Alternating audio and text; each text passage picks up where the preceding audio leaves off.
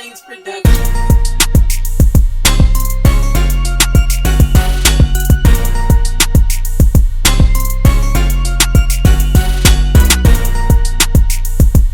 Alright you guys, so with every haircut that I perform, I like to comb the hair out, brush the hair in place. In this case, by it being a waver, I like to take my comb, let my comb run through the hair, see what direction that the hair is going in, check for cowlicks, and just try to go around that crown area and learn that crown area as much as possible. Because he has a swirl crown, I want to go in a clockwise direction. So during the client consultation, my client knew exactly what he wanted. There's so much information out here right now when it comes to waves that wavers typically know what they want. So right now, he wanted a 2.5 on the crown and the 2 everywhere else. So right now, I got my 2 guard on with the lever open, and I'm just going clockwise around my client's crown. Now, I'm really paying attention to how it grows. Now, his crown isn't like really defined like it could be, but he's still working on it. And I always tell my wavers to basically keep your crown thicker than everything else. You know what I mean? The crown area is a lot lighter.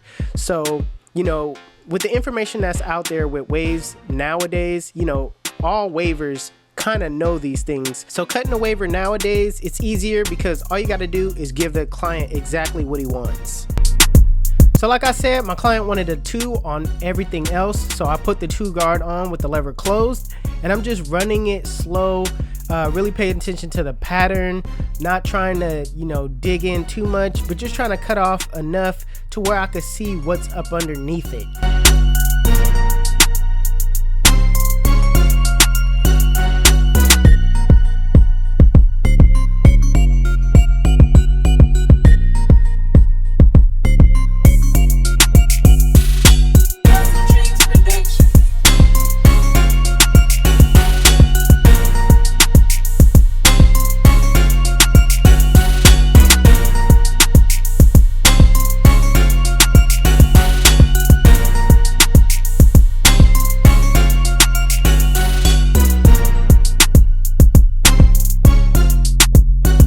Alright, so right now, I really want you guys to notice the hand switch right now. This is my left hand. Alright, it makes it easier for me to maneuver around the head by using both of my hands. Now, if you're in school, if you're a student, this is the perfect time. You're in school, is to try to use your left hand as much as possible, or the hand you just rarely use. You know what I mean? So it makes it so much easier going around the head, especially on his right side. Cutting with your left hand is, man, it's a must. I mean, because it can save you a lot of time by switching hands, because it won't put you in that awkward position. You know how if you're on his left side using your right hand, it's cool, but if you're on his right side using your right hand, that awkward angle could be really difficult, where you got to reach all the way over, basically blocking your view from actually being able to see the cut. So cutting a waver, take it from me, man, I like to be pampered in the chair. All right, and giving me a brush session is one of those areas where it's pampering for a waver. So what you want to do is give them a brush session to really let them know that we know how, to brush your hair. We know the direction that it's supposed to go in, and that will put your client at ease. Trust me, I'm a waver. Giving me a brush session will let me know, like, completely, like, okay, he know what he doing, especially around that crown area, man. You see how I'm maneuvering around that crown? I'm going in a swirl like pattern, really making him feel like, okay, dang, I'm actually making his crown better as we go along. So I'm really tightening up his crown and positioning everything in the right place as I brush. So right now with my Babyliss Skeleton FX, I'm gonna set in my bald line. I'm gonna do it fairly low. As a waver, you don't want your tapers so high, so I'm gonna start my bald line off like not even above the ear. Now with my wall curler seniors, with my one guard on with the lever open, I'm going up about a 1/2 inch. The reason why I'm just starting off going with the 1/2 inch instead of the lever open is because I want to set that guideline in right away. That way I know how high I should stop. And also whatever I do to the top, I'm gonna do to the bottom of that beard line. Now putting on the 2 guard with the lever open, I'm not necessarily setting in a guideline at this point. What I'm basically trying to do is trying to clear that area at the top and just kind of have everything run into that 2 with the grain that I did on top. I'm just trying to flick out and basically, you know, clean up that bulk area.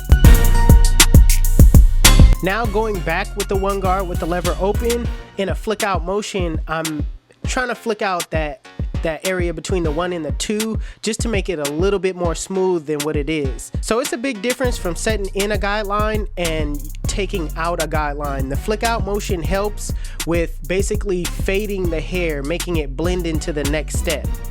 So now taking off all guards with the lever fully open, I am going to just go up a little bit, setting that guideline in, and I'm gonna do also the same thing to the bottom.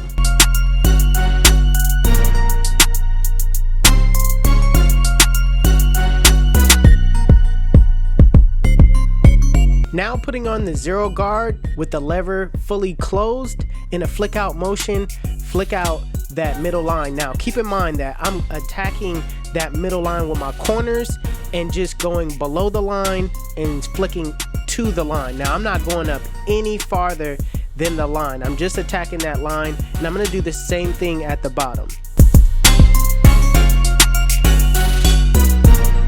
Now with the lever fully closed, in a flick out motion, flick out the bottom line. I'm gonna start by using my corners just like I used my corners when I had the 0 guard closed on. Same technique.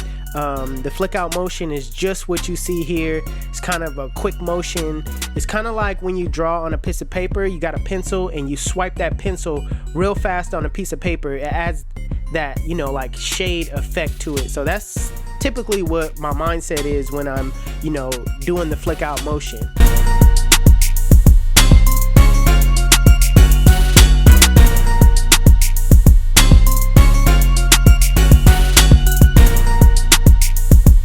Okay, so the last thing I like to do is I like to do detail work. I like to work on perfecting the blend as much as possible. So the best thing that I do is I either look away from the blends for about a couple of seconds, or I refer to the mirror. The mirror will show you different things in the blend that you can't see dead on. You know what I mean? I don't know how that works. I don't get it, but it just does. All right. If you're new to barbering, take a minute to just put your client next to a mirror and look at the blend and see the difference in what you see directly looking at it versus what you see in the mirror. It's totally different. Like I said, I don't know why, but those are tools that you can use to perfect your blend. I like to use my corners. I like to use different guards in areas where I set the guidelines in. So that's why it's so super important to set guidelines, because that gives you levels to where you use the lever open and what area and how thick you use that. You know when you use the lever, the 1 guard with the lever open, you know what area you set that in, you know what area you set the 2 guard in. So these guidelines are basically there so that you won't get lost in the cut, and that you could go back and refer to those guards when you need to clear out some bulk areas.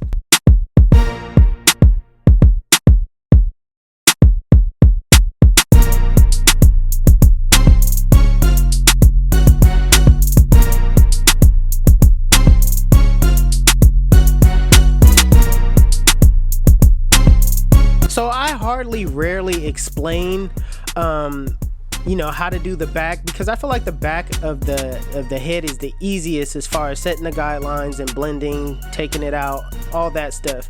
But since this is a full tutorial, I'm gonna go ahead and explain why it's so easy. All right, so I'm setting in the bald line. I'm basically making sure it's even.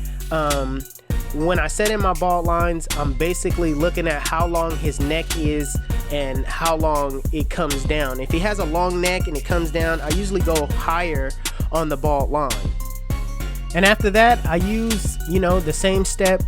The lever open, I go up. I'm able to use the full blade. I'm not using my corners.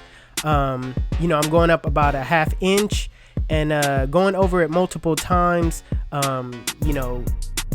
Looking at the way the hair grows, making sure that, it's just not an up and down motion. You got to make sure that the hair is like you're going against the grain, because if you don't go against the grain, you're going to have some loose hairs behind. So make sure you go over the guidelines multiple times to get it to that length that you want it. With the one guard open, same thing, go up about a 1/2 inch. You're able to use the full blade, no problem, because the back of the neck is just flat. And just make sure, like I said, that you don't rely on the up and down motion. Sometimes you got to go side to side depending on how the hair grows.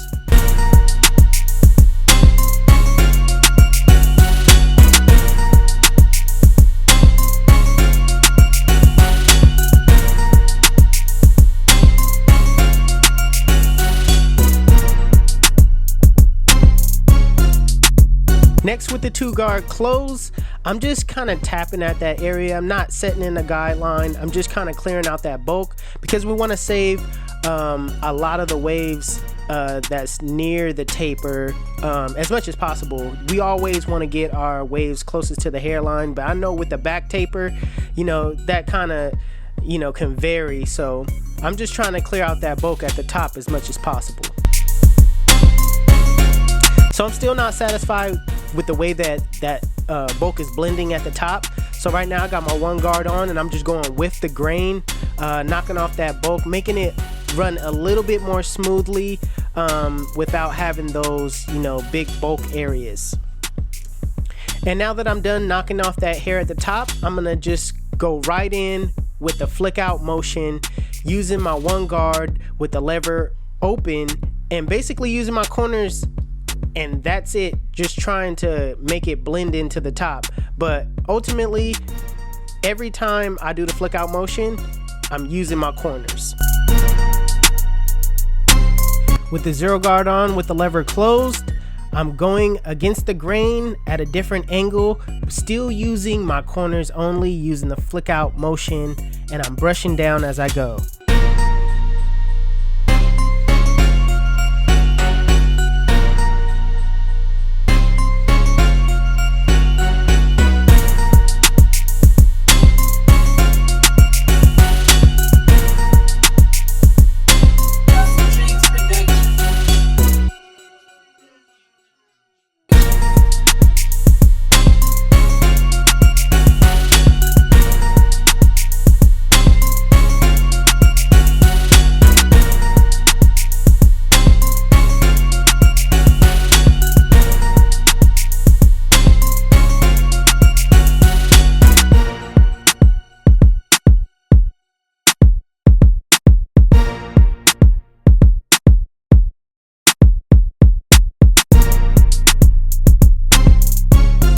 All right, so lastly, as far as taking out the guidelines, is with the lever closed in a flick out motion, flick out that bottom line.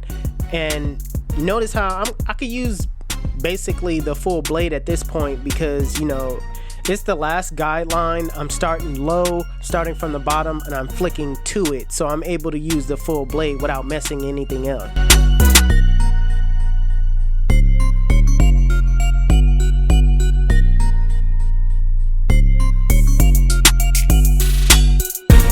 So the reason why I'm turning my clients like this is because a lot of times when I'm filming, you guys always get to see the first person point of view. And right now I'm like, forget y'all, okay? Forget y'all. I'm about to get this blend right, okay? So I directed him towards my point of view, okay? And I'm doing what I need to perfect the blend, all right? What I like to do when I perfect the blend, I like to look away from the blend for a minute, rest my eyes, because when you're staring at the blend for a long time, that could kind of distort you on what you see. I like to use my mirrors, like I said, and just use different guards in areas where I see bulk.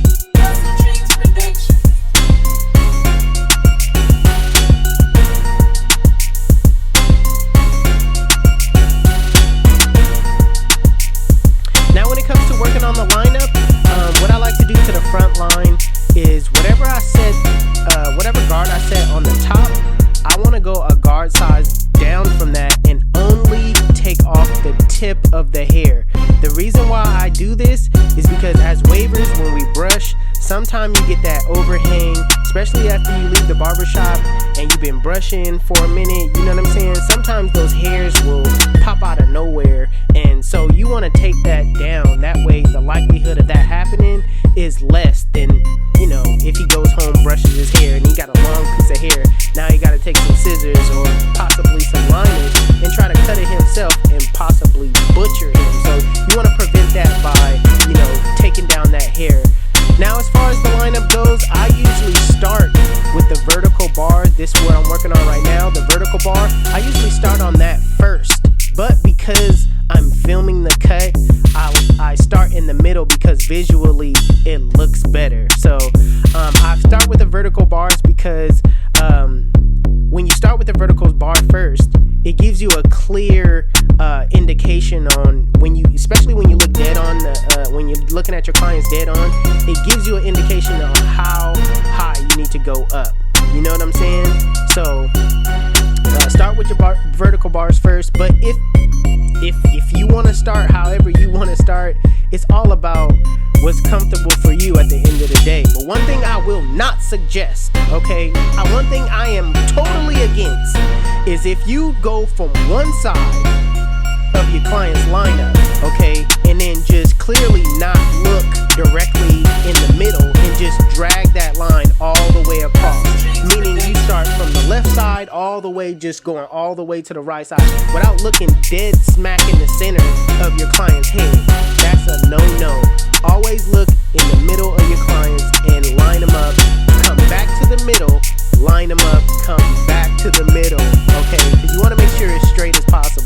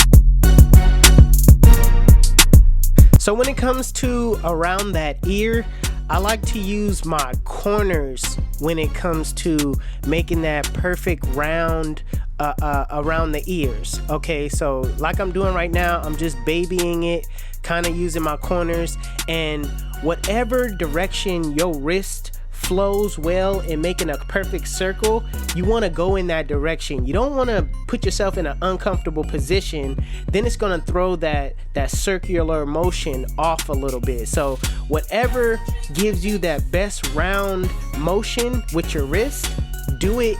Line somebody up around the ear that way.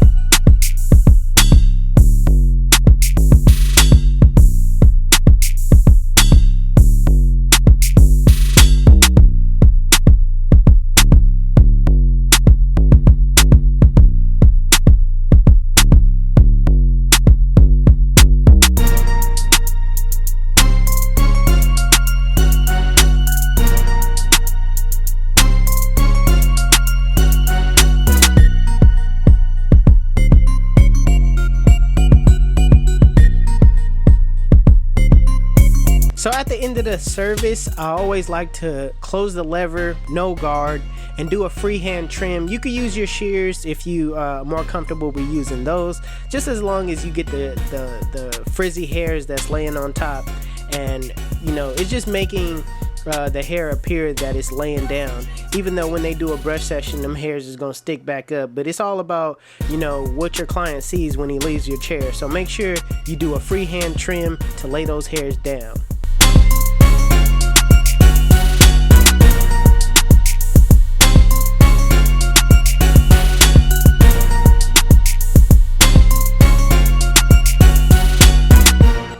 Listen, let me tell you why they call me 360. When they sit in my chair, I spin them in a full 360, and they come out looking like, damn, son, where'd you find this? YouTube, this is the cut. And if you like it, make sure you give it a thumbs up. If you're new to my channel, please hit that subscribe button. Also, HustleDreamProduction, that's my brother, he does all my beats. His YouTube channel will be linked in the description below. Make sure you go give him a follow. Also, if you want to know where you can find any tools that you seen in this video, links will be in the description below. Also, you guys can follow me on Instagram and TikTok. My Instagram is 360Jeezy and my TikTok is officially 360Jeezy. I said officially 360, official 360Jeezy, alright? It's your boy 360Jeezy, and I'm out of here.